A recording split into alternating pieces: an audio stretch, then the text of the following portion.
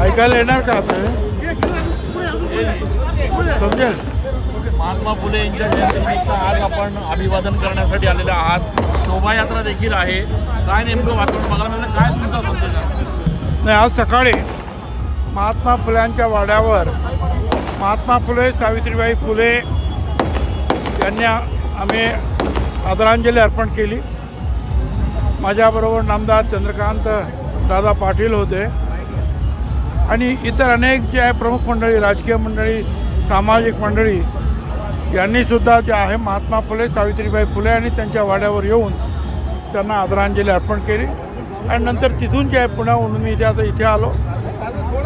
नाशिकमध्ये आपण पाहिलं की जे महात्मा फुले सावित्रीबाई फुल्यांचे भव्य अर्धपुतळे आहेत त्यांना आपण आदरांजली अर्पण करून आता ही मिरवणूक जी आहे निघालेली आहे. साहेब, आज महात्मा फुलेंची जयंती आहे.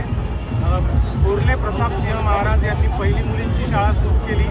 फुलेंनी त्याचं अनुकरण केलं असं उदयनराजे म्हणतात. असं आहे की मी जे काय वाचलं आहे ते महात्मा ज्योतिराव फुले हे टॉमस पेन आणि इतर जे आहे फिलॉसॉफर जगातले त्यांची पुस्तकं वाचून त्यातून त्यांनी ती प्रेरणा घेतलेली आहे. हा एक मुद्दा.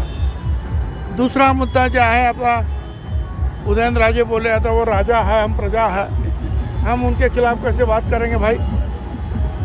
पण मला एक माहिती आहे, पूर्वीचे राजे रजवाडे आपल्या घरातील मुलांना शिकवण्यासाठी राजवाड्यामध्येच व्यवस्था करत होते.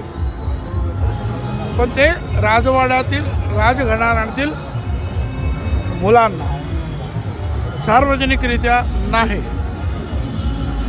सार्वजनिकरित्या ती शाळा जी आहे 1851 साली जी आहे नंतर ब्रिटिशांकडे सुपूर्द करण्यात आली आणि 1 जानेवारी त्याच्या अगोदर 1 जानेवारी 1948ला महात्मा फुले सावित्रीबाई फुल्यांची पहिली मुलींची शाळा निर्माण झाली.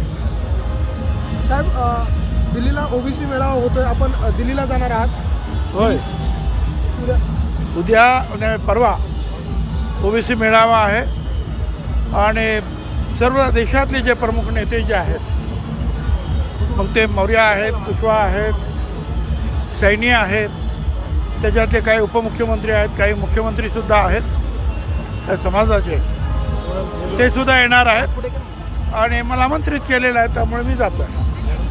गेल्या अनेक दिवसांपासून ओबीसी आरक्षणाचा मुद्दा प्रलंबित आहे आणि अशातच जे राजकीय आरक्षण त्यामुळे रखडलेलं आहे ओबीसी आरक्षणाचं.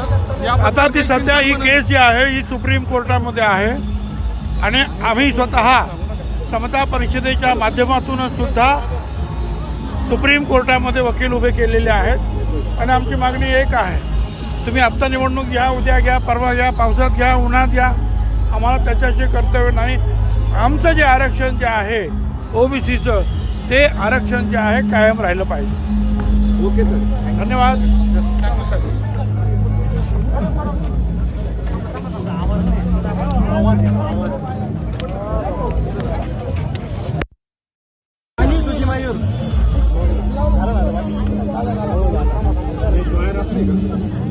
आपली वायर सेल कोणाचा पडला सेल?